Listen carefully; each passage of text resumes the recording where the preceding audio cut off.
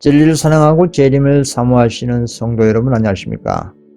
과거 홍수 심판 경고에 대한 회개와 은혜 시간을 120년이라는 시간을 주셨지만 결국은 살아남은 믿음의 사람은 겨우 8명 뿐이었습니다. 역사는 또다시 오늘날 말세에 반복되고 있는 중입니다. 다니엘 8장 14절에 2300주에 그친 1844년 이후는 어떤 시간적 예언이 없다는 것을 성경은 가르쳐주고 있습니다. 말세의 마지막 심판의 기별인 셋째 천사의 기별인 짐승의 표를 받지 말라는 기별과 여기에 추가된 바벨론 가운데 나오라는 최후의 밤중 소리가 온 세상에 증거되고 전파되면 그제서 끝이 온다고 주님께서 말씀하셨습니다. 그래서 1844년 이후는 항상 재림의 시간대인 것입니다. 특히 오늘날 21세기는 더 이상 지체될 수 없는 재림의 시대인 것입니다. 재림의 조건이 성립되면 오늘날 21세기의 은혜 시간이 끝나고 구속사업은 마칠 것입니다. 그래서 더욱더 마지막 셋째 천사의 경고의 기별이 힘있게 확대되고 전파되고 있는 것입니다. 예수님께서는 말세에 매우 적은 숫자만이 택함을 입는다고 했습니다. 수많은 사람들이 매 시대마다 하나님을 믿고 복음의 잔치에 부르심을 받았습니다. 그러나 문제는 복음의 잔치에 부름받고 택함까지 입는 자는 매우 적다는 것이었습니다. 주님께서는 마태복음 24장에 천국을 혼인잔치의 비유를 이렇게 하셨습니다. 또한 이 비유는 하늘 성소에서 도사 심판하는 비유이기도 합니다. 임금이 아들을 위해서 소와 살찐 짐승을 잡고 모든 것을 갖추고 혼인잔치를 베풀어 그리고 종들로 하여금 혼인잔치에 사람들을 초대를 하였습니다. 그러나 사람들은 임금의 혼인잔치를 이 핑계 저 핑계를 대면서 거절했습니다. 설상가상 복음의 초대를 거절한 악인들이 도리어 임금의 종들을 죽이기까지 한 것입니다. 그럼에도 불구하고 임금은 인내심을 가지고 종들로 하여금 사거리 길에 가서 만나는 사람마다 혼인잔치에 초대를 하도록 했습니다. 그렇게 해서 혼인잔치에 많은 사람들로 가득 찼습니다. 그런데 문제는 임금이 혼인잔치에 필요한 모든 것을 다 준비를 해 놓았는데도 불구하고 초대받은 사람들 가운데 어떤 한 사람이 임금이 준비한 애복을 입지 않고 자기 옷을 입고 혼인잔치에 들어온 것입니다. 참으로 놀라운 비유 속의 복음입니다. 여기서는 임금은 누구일까요? 우리 하나님 아버지이십니다. 소와 살찐 짐승을 잡았다는 것은 십자가에 달리신 그리스도이십니다. 애복은 무엇입니까? 그리스도의 의에 오신 품성입니다. 이 모든 것을 하나님 편에서 준비한 복음 잔치에 절대 필요한 것들입니다. 그러나 그 가운데 오직 한 사람만 애복을 입지 않은 것입니다. 이 한 사람은 왜 임금이 준비한 흰 애복을 입지 않은 것일까요? 그 한 사람은 임금이 준비한 옷보다 자신의 옷이 더 좋은 것으로 판단했습니다. 그래서 임금이 준비한 애복을 입을 필요성을 전혀 느끼지 못한 것입니다. 그런데 결과는 어떻습니까? 임금이 준비한 애복을 입지 않은 그 한 사람은 어떻게 됐을까요? 다음에 말씀을 보면 알 수가 있습니다. 마태복음 22장 11절에서 12절입니다. 임금이 손을 벌어 들어올새 거기서 애복을 입지 않은 한 사람을 보고 가로되 친구여 어찌하여 애복을 입지 않고 여기 들어왔느냐 하니 저가 유구무원이언을 입이 망개라도 할 말 없는 사람이 되고 말았습니다. 왜 이 한 사람은 임금의 질문에 유구무원일까요? 그 한 사람은 변명할 이유가 전혀 없기 때문입니다. 왜냐하면 혼인잔치에 필요한 모든 것을 임금이 준비했기 때문에 손님 입장에서는 준비할 것이 전혀 없었습니다. 손님 입장에서는 임금이 준비한 모든 것을 감사함으로 그 선물들을 받아 누리면 되는 것입니다. 손님 입장에서는 어떤 준비나 자신의 희생이 필요가 없었습니다. 그래서 임금이 질문에 유구무원인 것입니다. 결국 애복을 입지 않은 그 한 사람은 운명은 어떻게 됐을까요? 마태복음 22장 13절 임금이 사람들에게 말하되 그 수족을 결박하여 바깥 어둠에 내어 던지라. 거기서 슬피 울며 이를 갈미 있으리라 하니라. 참으로 충격적인 결말입니다. 구원을 잃고 말았습니다. 영생의 구원은 어떻게 보면 너무나 쉽고 간단합니다. 그러나 그 선물을 거절한 사람 입장에서는 불행으로 끝나고 말았습니다. 그리고 주님께서는 마지막으로 이렇게 말씀하셨습니다. 마태복음 22장 14절입니다.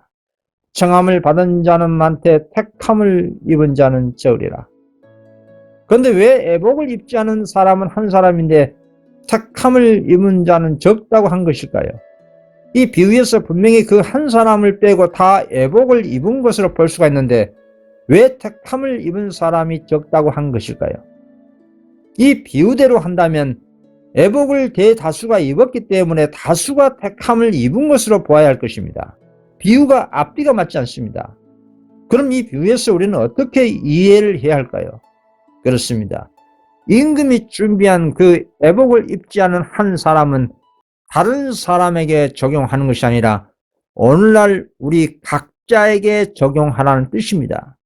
그런데 오늘날 사람들은 애복을 입지 않은 그 한 사람을 타인에게 적용하고 자기 자신에게 적용하지 않기 때문에 택함을 입은 사람이 매우 적다고 하신 것입니다.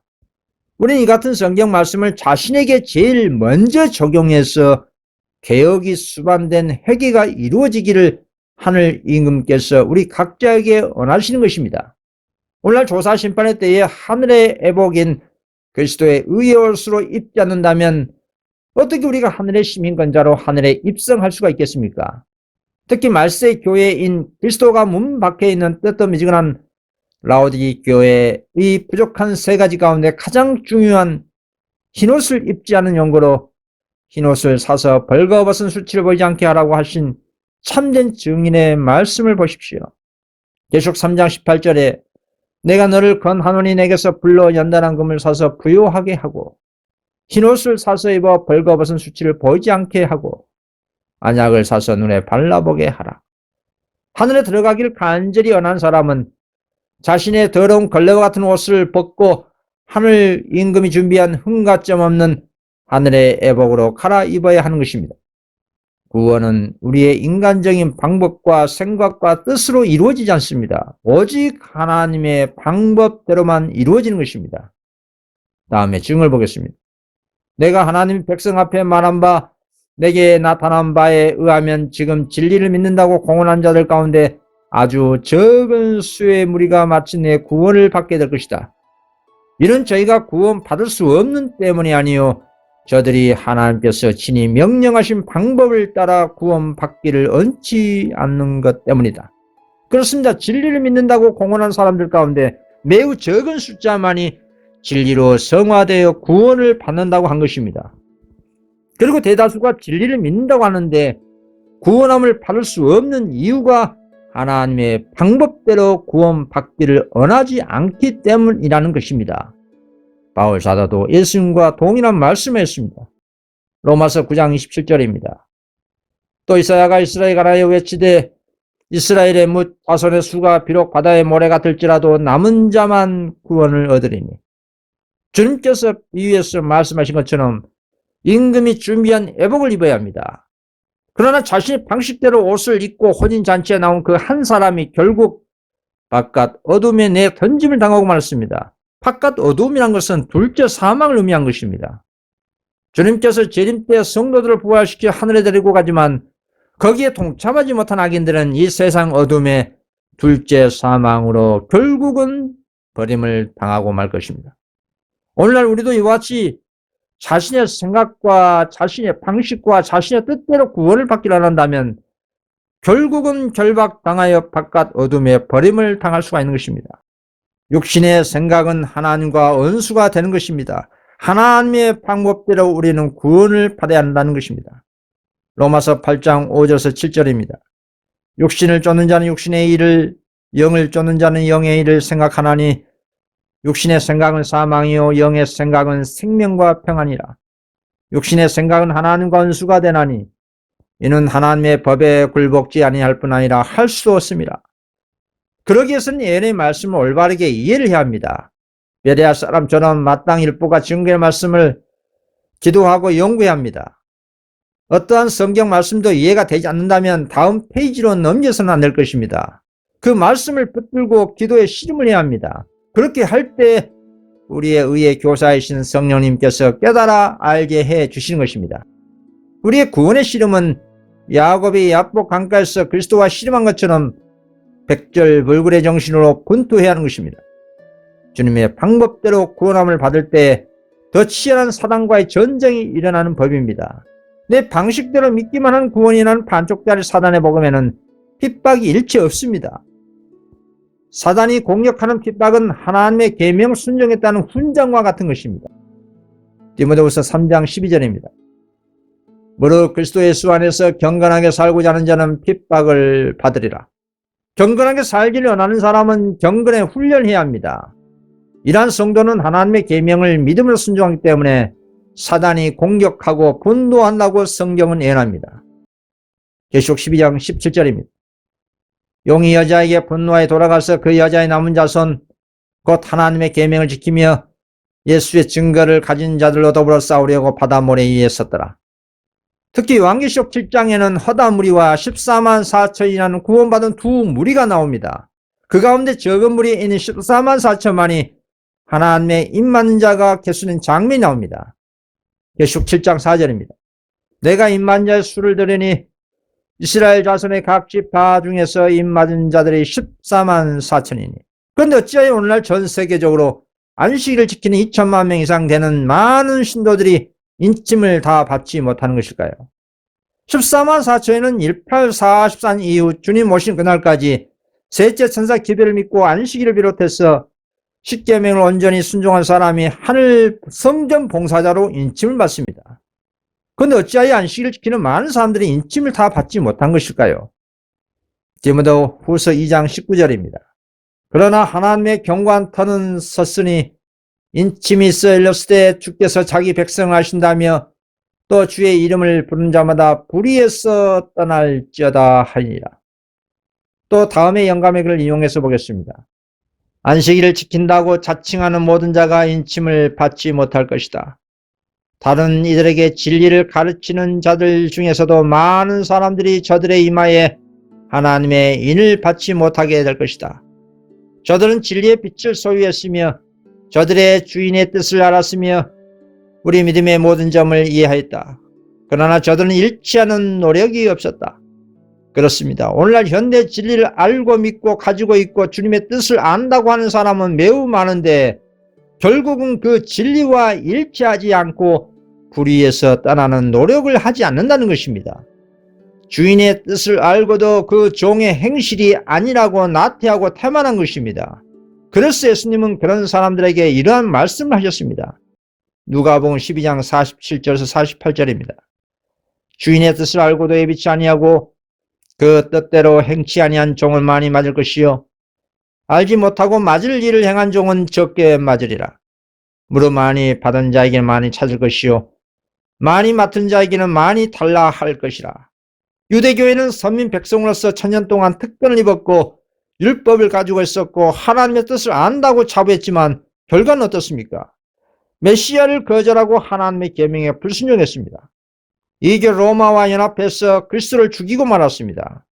결국 그들은 AD 70년에 로마에 의해 완전히 멸망당하고 말았습니다.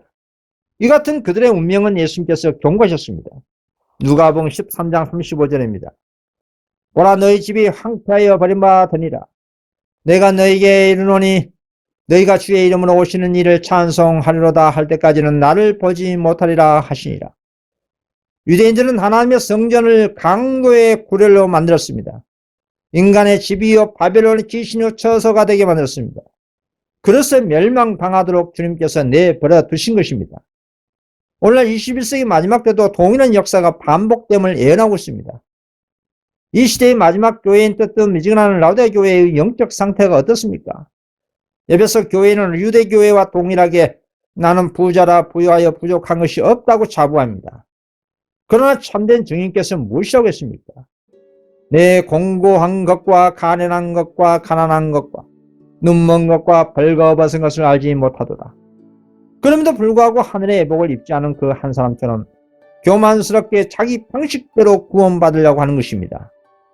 이런 오늘날 뜻은 미지근한 라오디게아의 모든 교회들에게 주님께서 함께하지 않으시고 그들을 토하여 내친다고 하신 것입니다. 계시록 3장 16절입니다.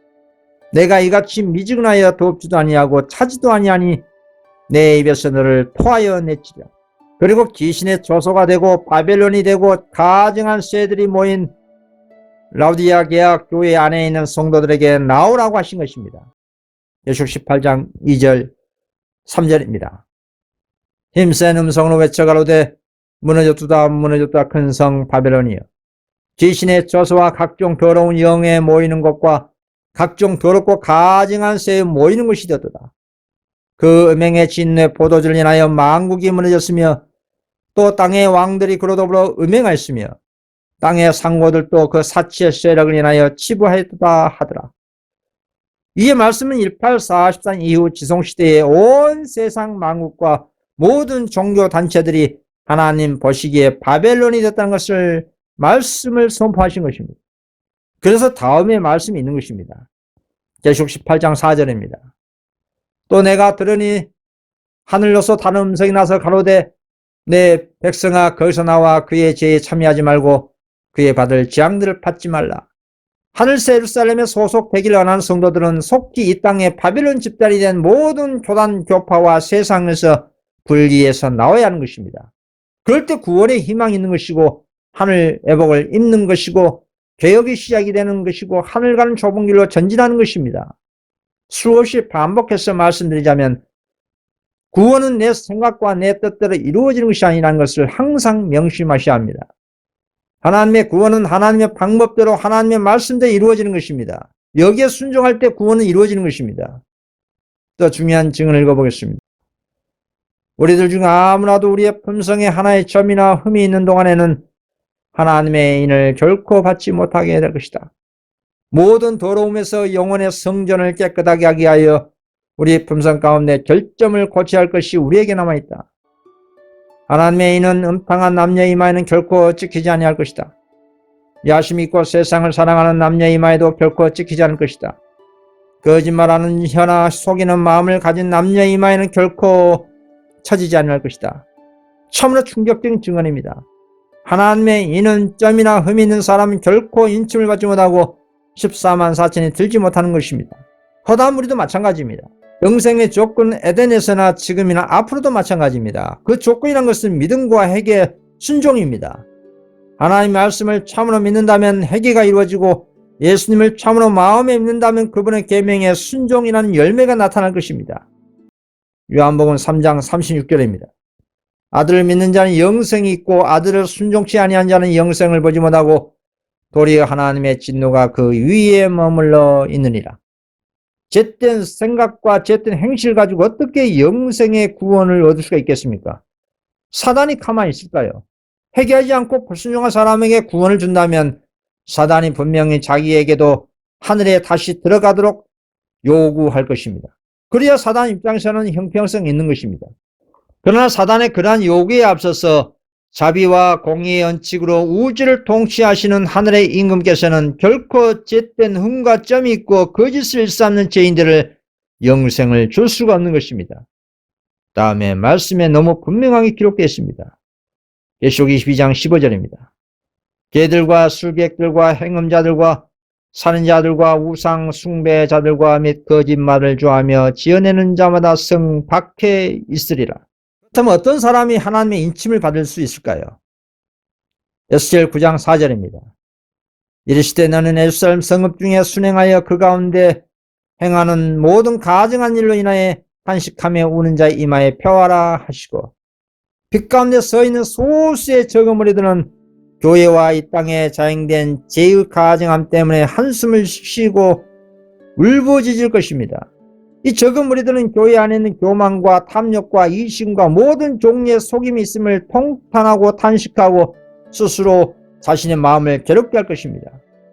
성경을 말세의 죄로 인해서 고통하는 때라고 분명히 증거합니다. 디모데후서 3장 1절에서 5절입니다. 내가 이것을 알라.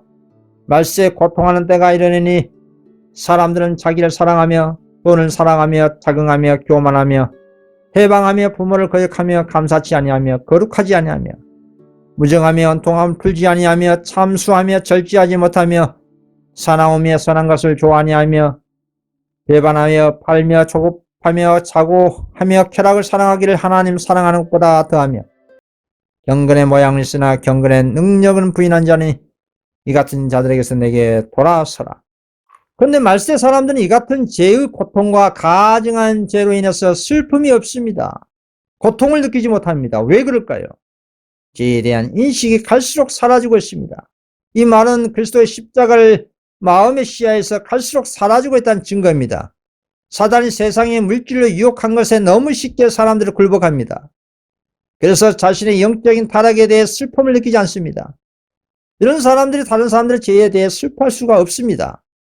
그래서 교회 안과 교회 밖에서 일어나는 세상에서의 온갖 가증한 일들이 넘쳐나는데도 슬퍼하지 않은 무감각한 이 정신의 상태에 하나님의 인을 줄 수가 없는 것입니다. 자신의 죄를 슬피 멀리 떠난 회개하고 거듭난 사람은 타인의 죄에 대해서도 탄식합니다. 우리 믿음의 조상들은 다 그리했습니다. 다니엘을 보십시오. 다니엘 9장 5절 6절입니다. 우리는 이미 범죄하여 배역하며 행악하며 반역하여 주의 법도와 규례를 떠나 싸우며 우리가 또 주의 종 선지자들이 주의 이름으로 우리의 열왕과 우리의 방백과 열조와 온 국민에게 말씀한 것을 듣지 아니하였나이다. 다니엘은 유대 백성의 죄를 자신의 죄로 취급하고 하나님께 회개한 것입니다. 다니엘이 자신이 개인적으로 무슨 죄를 지었다는 기록이 없습니다. 그는 바벨론 가운데 흠잡을 데 없이 하나님께 충성했습니다. 이 같은 온전함 때문에 사단의 세력들이 하나님의 율법을 가지고 고소를 했습니다. 그리고 사자굴에 던짐을 당했습니다. 그러나 당당히 살아남았습니다. 그럼에도 불구하고 다니엘은 유대의 죄를 자신의 죄로 취급하고 하나님께 회개한 것입니다. 이렇게 참으로 죄를 슬피 멀리 떠난 성도는 타인의 죄도 자신의 죄처럼 취급하고 다니엘처럼 하나님 앞에 다시 통렬히 회개하는 것입니다. 회개할 것이 없는 회개에 이르는 그런 온전함인 것입니다. 이런 사람들이 하나님의 인침을 받는다는 것입니다. 또 어떤 사람이 하나님의 인을 받을까요? 하나님을 참으로 사랑한 사람은 그 이마에 하나님의 인을 받습니다. 그 증거는 자원에서 하나님의 일을 합니다. 왜 자원에서 하나님의 일을 하는 것일까요? 그 누구도 하라고 한 사람이었는데 자신의 재원으로 복음 사업을 자발적으로 하는 이유가 무엇일까요? 그것은 그리스도의 십자가의 사랑의 강건함 때문에 그런 것입니다. 고린도후서 5장 14절입니다. 그리스도의 사랑이 우리를 강건하시는도다. 우리가 생각건대 한 사람이 모든 사람을 대신하여 죽었은즉 모든 사람이 죽은 것이라. 이런 사람은 자신을 자신의 것이라고 절대 주장하지 않습니다. 사단의 노예로 있었던 자신을 그리스도의 희생으로 구원함을 받았기에 그 사랑의 감동과 감사함이 넘쳐나기 때문에 절대로 자신을 자신의 것으로 삼지 않는 것입니다. 한마디로 죽었다가 다시 부활한 삶이기 때문에 덤으로 사는 인생인 것입니다. 그래서 하나님의 종으로 세상과 구별된 삶을 사는 것입니다. 다음에 증언을 읽어보겠습니다. 그들은 세상에서 자신을 자신의 것으로 주장하지 않으며 하나님께서는 그들을 당신의 것으로 인치신다. 하늘은 그것을 간절하게 소망하며 또 그들이 소망하는 대상의 가치에 준하여 노력하는 자들의 것이 될 것이다. 하늘을 얻을 자들의 생각은 하늘의 사물에 있게 될 것이다. 난 나의 것이 아니요 하나님께 속한 것이다. 이 몸은 하나님께 속한 것이다. 내가 가진 모든 것도 다 하나님께 속한 것이다 라고 선언하는 것입니다. 세상의 매력이 하늘보다 더 낫다면 당연히 세상을 사랑하겠지만 세상의 삶은 잠깐 있다가 사라지는 안개와 같기 때문에 어떠한 매력도 못 느끼는 것입니다. 이렇게 세상의 사물보다 하늘의 사물에 더 매력을 느끼는 이유가 무엇일까요? 왜 사단이 유혹하는 천하 만국보다 하늘을 더 사랑하는 것일까요? 그것은 성령으로 말미암아 세상의 맛보다 하늘의 맛을 보았기 때문입니다. 시편 34편 8절입니다. 너희는 여호와의 선하심을 맛보아할지어다. 그에게 피하는 자는 복이 있도다. 에녹처럼 말씀에 의해서 그리스도와 동행하는 놀라운 영적인 이 신앙의 경험을 한 연고 때문입니다. 아버지와 예수님 그리고 성령님 천사가 우리 눈에 보이지 않지만 진리의 말씀의 원칙에 순종하는 경험이 반복되면 하나님과 동행하고 있다는 것을 확신하게 되실 것입니다. 진리의 말씀을 통해 성령님께서 역사하심을 체감한 신앙인은 천하를 다 준다고 해도 바꿀 수 없는 이루 말할 수 없는 놀라운 하늘의 보화인 것입니다. 그런 사람은 밤낮으로 진리의 말씀을 통해 깨달아 주님과 동행하는 경험을 할 수가 있는 것입니다. 에녹은 승천하기까지 300년 동안 하나님과 동행했습니다. 그 당시에 세상 형편은 그리스도인이 완전한 성품을 갖기에 오늘보다 더 좋은 조건이 아니었습니다. 그런 제약의 환경에서 에녹은 자신이 항상 하나님의 임재 앞에 있음을 느낄 수 있도록 마음과 생각을 훈련시켰습니다. 어떤 난관에 봉착했을 때 하나님께서 자신을 지켜주시도록 습관적으로 기도드렸다 이 말입니다. 그리고 에녹은 하나님께 죄를 짓는 어떤 행동도 단호히 거절했습니다. 에녹은 지속적으로 하나님을 자신의 앞에 모셨습니다. 그리고 이렇게 기도했습니다. 제가 범죄하지 않도록 주의 길을 가르쳐 주시옵소서. 나의 가난 당신의 뜻은 무엇입니까? 나의 하나님 주님을 영원하게 하기 위해 제가 할 수 있는 일이 무엇입니까? 이렇게 끊임없이 자신의 길과 방법을 하나님의 계명과 일치시켰다 이 말입니다. 그리고 자신을 하나님께서 도우실 것을 전적으로 의지하고 신뢰한 것입니다. 에녹은 자신의 생각이나 뜻대로 하지 않고 하늘 아버지의 뜻에 모든 것을 굴복시킨 것입니다. 이런 에녹을 주님께서는 죽음을 허락하지 않고 산채로 승천시킨 것입니다. 에녹은 그리스도께서 오실 때 이 땅에서 죽음을 맛보지 않고 승천할 사람들인 14만 4천 성도를 대표하는 것입니다. 오직 에녹처럼 하나님의 임재함을 항상 느끼면서 하늘의 사물에 명상하고 기도하고 말씀을 연구하고 깨닫는 말씀과 계명에 순종하기를 즐기고 주님의 인도하심을 받기를 원하는 사람만이 살아있는 하나님의 인을 받을 수가 있는 것입니다. 또 어떤 사람이 진을 받을까요? 노아를 예시로 보겠습니다. 창세기 7장 1절입니다. 여호와께서 노아에게 이르시되 노아 내 온 집은 방주로 들어가라. 내가 이 세대에 내 앞에서 의로움을 내가 보았습니다.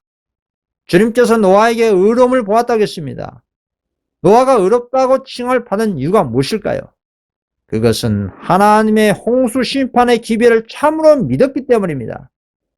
그 말씀을 참으로 마음에 믿었기 때문에 그런 겁니다. 노아가 마음속으로만 믿기만 했을까요? 노아는 마음에 믿어 의에 이르고 입으로 신하여 구원함을 받았습니다. 로마서 10장 10절입니다. 사람이 마음으로 믿어 의에 이르고 입으로 신하여 구원에 이르니라. 이것이 임침받은 사람의 신앙이요 믿음인 것입니다. 노아가 홍수 심판의 기별을 믿는 증거를 보십시오. 노아의 믿음의 증거는 홍수를 대비해서 산 꼭대기에 배를 건조했습니다. 그 당시 사람들에게는 상상할 수 없는 이상한 행동인 것입니다. 왜냐하면 하늘에서 비 한 방울 내린 적이 없었던 그 당시 사람들에게는 홍수로 세상이 멸망당할 것이라고는 상상조차 해본 적이 없었기 때문입니다. 그래서 노아는 그 당시 세상으로 하여금 광신도라고 조롱과 비방을 받은 것입니다. 그런 조롱과 비방에도 불구하고 노아는 산 꼭대기에 배를 건조하고 성실하게 120년 동안 사람들이 믿든지 아니 믿든지 주님의 이름으로 세상을 향해 심판의 경고를 전파했습니다. 생각해 보시기 바랍니다. 동일한 심판의 경고를 12일도 아니고 12달도 아니고 12년도 아니고 120년 동안 성실하게 매일같이 전한 것입니다. 이 같은 일은 성령으로 말미암아 하나님의 기별을 마음에 참으로 믿지 않고서는 불가능한 일인 것입니다. 이것이 무르익은 늦은 비의 성령의 신앙과 믿음인 것입니다. 후에 베드로는 이렇게 증언했습니다. 베드로전서 3장 19절 20절입니다. 저가 또한 영으로 오게 있는 영들에게 전파하시니라. 그들은 전에 노아의 날 방주 예비할 동안 하나님이 오래 참고 기다리실 때에 순종치 아니하던 자들이라. 방주에서 물로 말미암아 구원을 얻은 자가 몇 명뿐이니 겨우 8명이라. 이것은 성령님께서 노아를 통해 사단이 지배하고 있는 감옥 같은 그 당시 죄된 세상에게 전파하셨다는 말씀인 것입니다. 그러나 그 죄의 감옥에서 탈출한 사람은 겨우 8명뿐이었단 말입니다. 오늘날 대부분 하나님의 말씀을 동일하게 반복해서 경고하기가 힘들 것입니다. 그 이유는 기별자가 먼저 지쳐버리기 때문입니다. 또한 사람들이 동일한 진리의 식상감을 느끼고 무관심하기 때문입니다. 그러나 노아는 홍수 심판의 경고를 성실하게 120년 동안 전파하고 행동으로는 자신의 재혼을 자원해서 방주를 건조하는데 복음 사업에 온전히 헌신한 것입니다. 사람들에게 피할 길을 제공해준 이타주의 정신을 충만한 사람이었습니다.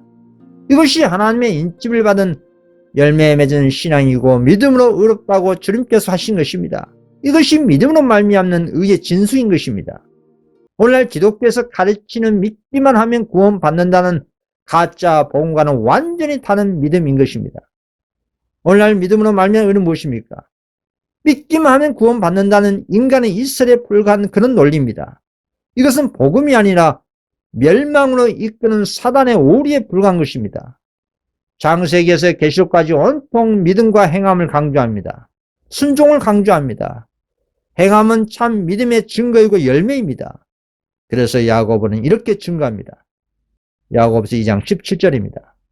이와 같이 행함이 없는 믿음은 그 자체가 죽은 것이라. 야고보서 2장 22절 내가 보거니와 믿음이 그의 행함과 함께라고 행함으로 믿음이 온전케 되었느니라. 노아 시대의 역사는 또다시 오늘날 반복되고 있는 중입니다.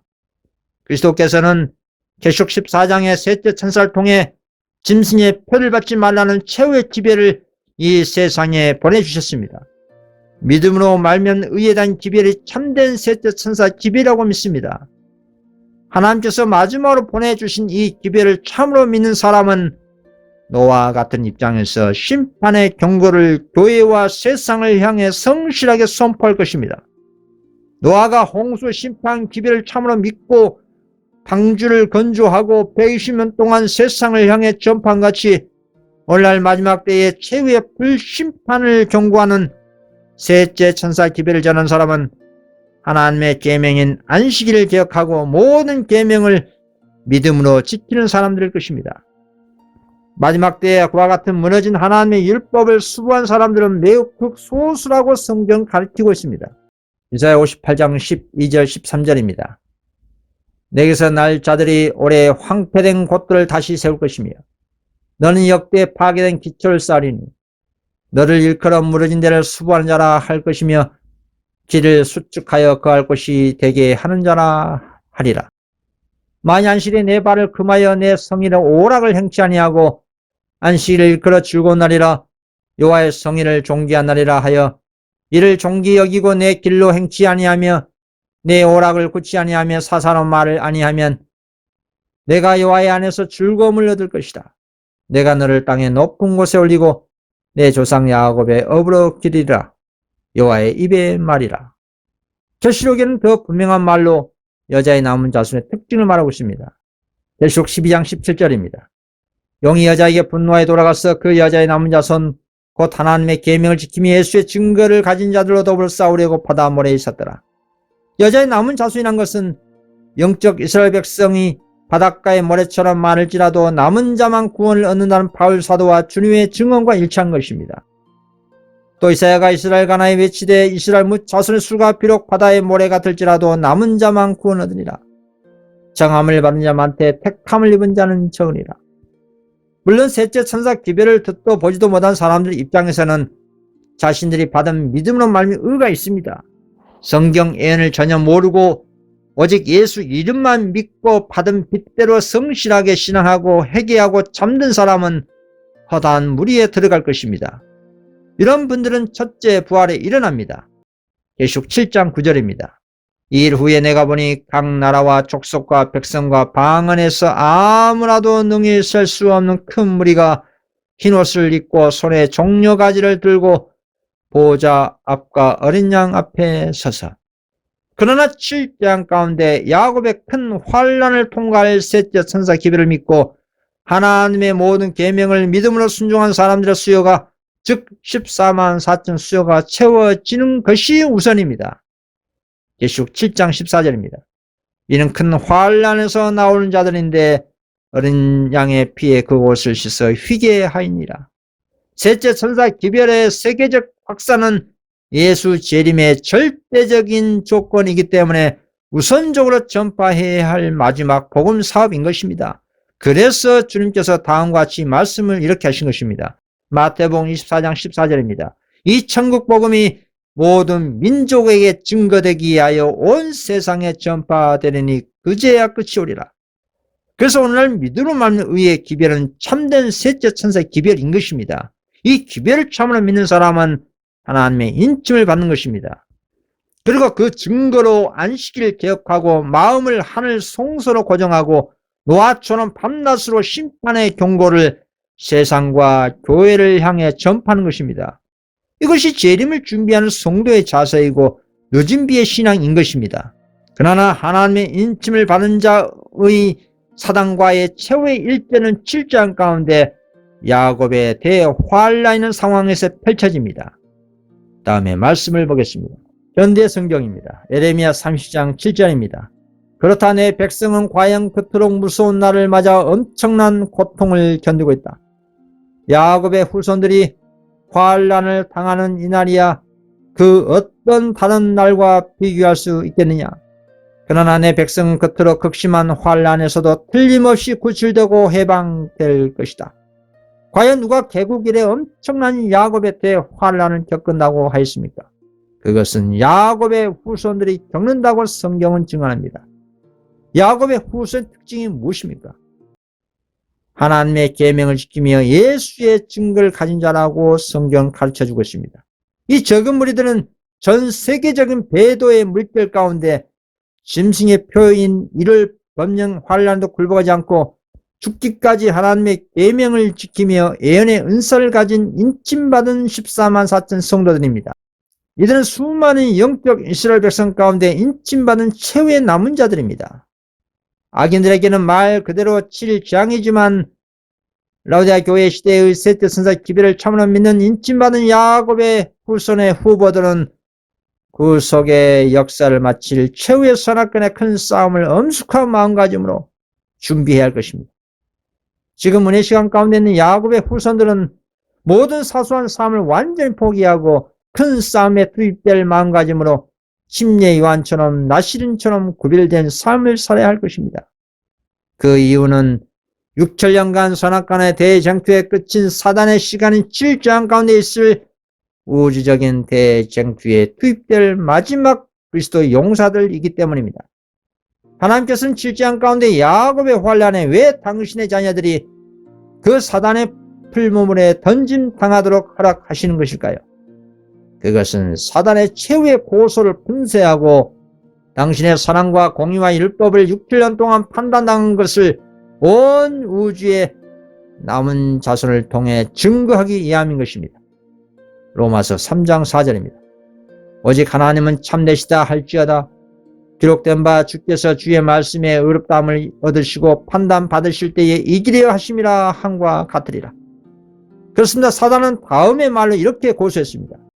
이 적은 무리들이 중보자가 없는 극한의 상황에서도 모든 생계방도가 끊어지고 짐승과 짐승의 우상과 짐승의 표를 거절하고 하나님의 계명과 예수 믿음을 죽기까지 지킬 것인가?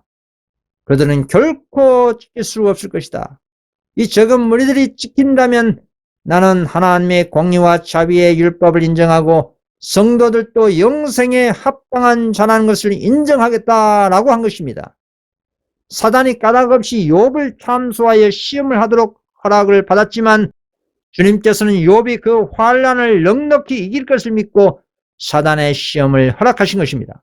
마지막 때에도 짐승의 표와 7재앙과 야곱의 환란도 동일한 기준으로 주님께서 허락하신 것입니다. 7재앙의 7번째 재앙 초기에는 1844년 이후 인침받은 의인들도 특별부활해서 살아있는 인침받은 의인들과 14만 4천은 완전체가 되어 우주의 죄의 종식을 마감할 중보자 없는 대환란을 함께 겪는다는 것입니다. 야곱의 후손들이 겪을 이 대환란은 다니엘이 사자굴에 던져짐과 다니엘의 세 친구가 극렬한 풀무물에 던짐을 당하고 아브라함이 이삭을 모리아산에 바치고 욥의 환란 등 성경 속의 모든 의인들이 겪은 환란을 총체적으로 1년 동안 지속적으로 겪을 내외적 대환란인 것입니다. 계시록 18장 8절입니다. 그러므로 하루 동안에 그 재앙들이 이르느니 곧 사망과 애통과 흉년이라. 그가 또한 불에 살라지리니 그를 심판하신 주 하나님은 강하신 자이심이라. 그러나 하나님의 마지막 셋째 천사 기별을 고의적으로 믿지 않고 악인으로 전락된 사람들이나 명목상 재림 신도들 운명은 어떻게 될까요? 다음에 말씀을 보면 우리는 확실히 알 수가 있습니다. 계시록 6장 15, 16절입니다. 땅의 임금들과 왕족들과 장군들과 부자들과 강한 자들과 각 종과 사주자가 굴과 산 바위 틈에 숨어 산과 바위에게 이르되 우리 위에 떨어져 보호자에 앉으신 이의 나체스와 어린 양의 진노에서 우리를 가리우라. 계시록 16장의 7장은 온 우주 개국 이래 단 한 번도 목격하지 못한 무자비한 재앙인 것입니다. 그러나 무자비한 7장보다 더 공포스러운 것은 7재앙 끝에 있을 재림의 그리스도와 하나님의 영광인 것입니다. 오직 하면 악인들이 산과 바위가 자신들에게 떨어져 죽기를 소망하겠습니까? 이 같은 악인들의 공포가 잘 드러난 장면이 있습니다. 유대인의 유월절이 가까운 때에 성전 안에서 소와 양과 비둘기 파는 사람들과 돈 바꾸는 사람들이 제사장과 관원들이 서로 합력해서 백성들에게 폭리를 취하는 부정거래를 주님께서 보시고 적극적으로 그들을 다 내쫓아내시면서 의불의 일성을 이렇게 부르짖었습니다. 요한복음 2장 15, 16절입니다. 비둘기 파는 사람들에게 이르시되 이것을 여기서 가져가라. 내 아버지의 집으로 장사하는 집을 만들지 말라 하시니 수백 명의 사람들이 공포의 비명을 지르고 도망가고 말았습니다. 왜 도망갔을까요? 외적으로 그들의 세력이 훨씬 압도적이고 주님은 혼자인데 왜 모두 도망간 것일까요? 그 이유는 도망간 무리들이 그리스도의 내적 신성을 보았기 때문입니다. 인간으로 계실 때도 이 같은 잠깐의 신성을 보고도 감당 못해 공포에 질려서 도망갔는데 하물며 재림 때의 하나님의 영광은 어떠하겠습니까? 악인들은 산과 바위가 자신들에게 떨어져 자살해서 죽는 것이 더 안전하고 평안하게 생각한 것입니다. 그런데 일반적으로 어떤 재앙을 만나면 무서워서라도 회개할 터인데 악인들은 끝까지 회개하지 않는다고 한 것입니다. 계시록 16장 9절입니다. 사람들이 크게 태움에 태워진지라. 이 재앙들을 행하는 권세를 가지신 하나님의 이름을 비방하며 또 회개하지 아니하고 주께 영광을 돌리지 아니하더라. 7재앙의 때는 지구상의 모든 사람들의 품성이 적나라하게 숨김없이 드러난 상태인 것입니다. 도리 악인들은 사단의 영감을 받아 최후의 발악으로 하나님을 향해 노골적으로 대적합니다. 계시록 16장 10절 11절입니다. 사람들이 아파서 자기 혀를 깨물고 아픈 것과 종기로 말미암아 하늘의 하나님을 비방하고 그들의 행위를 회개하지 아니하더라. 왜 악인들은 이길 수 없는 하나님을 향해 대적하는 것일까요? 그것은 오늘날 은혜 시간 가운데 항상 생각이 불의하고 폭력적으로 더럽게 형성되었기 때문에 끝까지 악을 행하는 것입니다. 불의한 자는 그대로 불의하고 더러운 자는 그대로 더러운 삶을 살기 때문에 그런 것입니다. 이같이 하나님의 성신이 떠나고 빈 육체만 남아 결국 홍수 심판 받을 수밖에 없었던 노아의 때와 동일한 현상이 반복된 것입니다. 여호와께서 가라사대 나의 신이 영원히 사람과 함께하지 아니하리니 이는 그들이 육체가 됨이라. 창세기 6장 3절입니다. 반면 악인들과 달리 하나님의 영광을 보고도 살 수 있는 사람들 보십시오. 계시록 21장 23, 24절입니다. 그 성은 해나 달에 비침이 쓸데없으니 이는 하나님의 영광이 비치고 어린 양이 그 등이 되심이라. 만국이 그 빛 가운데로 다니고 땅의 왕들이 자기 영광을 가지고 그리로 들어오리라. 땅에서 구속함을 받은 만국의 백성들은 하나님의 영광이 자신의 빛으로 삼고 의의 옷으로 입은 자들입니다. 어떻게 하나님의 영광이 자신의 의의 옷이 되었을까요? 이들은 악인들과 달리 성령께서 전파하시는 믿음으로 말미암는 의의 기별과 그리고 1844년 이후 셋째 천사의 의의 기별을 참으로 믿고 생계 수단이 끊어질지라도 짐승과 짐승의 표를 거절한 사람들입니다. 계시록 13장 17절입니다. 누구든지 표를 가진 자 외에는 매매를 못하게 하는 이 표는 곧 짐승의 이름이나 그 이름의 수라. 도리어 자원에서 계명 순종으로 예수 믿음을 증거한 거룩한 자로 인침을 받은 사람들이기 때문에 하나님의 영광을 보고도 살 수가 있는 것이고 자신들의 영원한 행복에 의해 빛이 되는 것입니다. 계시록 22장 11절입니다. 의로운 자는 그대로 의를 행하고 거룩한 자는 그대로 거룩되게 하라.